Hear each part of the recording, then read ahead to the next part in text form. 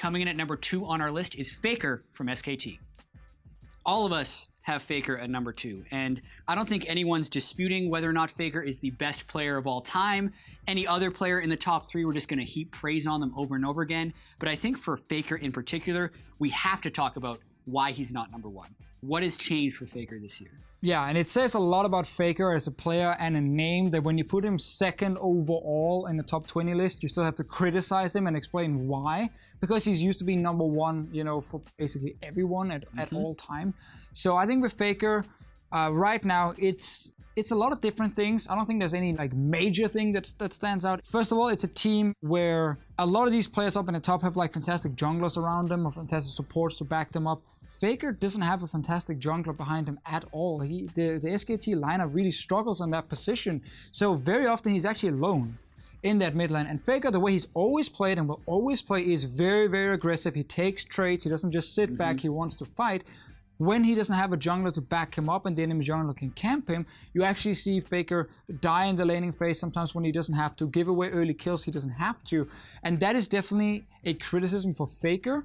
But I want to see this guy, you know, just get a fantastic jungler next to him, and I think he can instantly go back up, and that's the crazy thing about Faker. And I think it's the smaller things in Faker's game right now as well. You mentioned the early deaths, but there are things like he won't leave lane when he's chunked if he's against a freeze at the moment, because he knows that if he falls behind, the game starts falling out of control for SKT. And in my opinion, he's just trying to reach that little bit too far at the moment. He's getting caught with his hand in the cookie jar. In saying that, the things that this guy does well is like the list just goes forever. And I think that the thing that still stands out for me is when he is in control of a lane, you are completely shut out as an enemy mid laner. You're consistently in kill range of this guy, and it doesn't matter whether he's playing assassin, control mage, you know, supportive style on Lulu.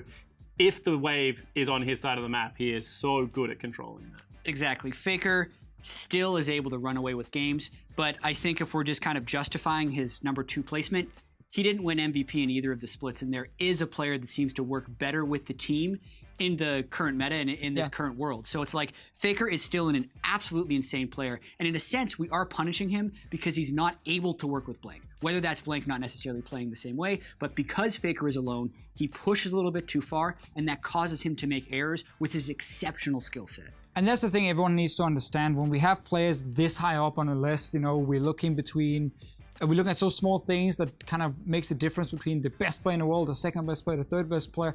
A lot of it comes down to, again, how they're set up by their teams. And it will always come down to that because some players will just be set up to carry. They get resources, they get help, they have vision around them, have everything they need, and they look great. And that's why they, you know, go high on the list.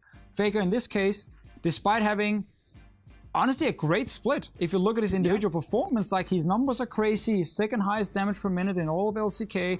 And funny enough, only bang above him right now.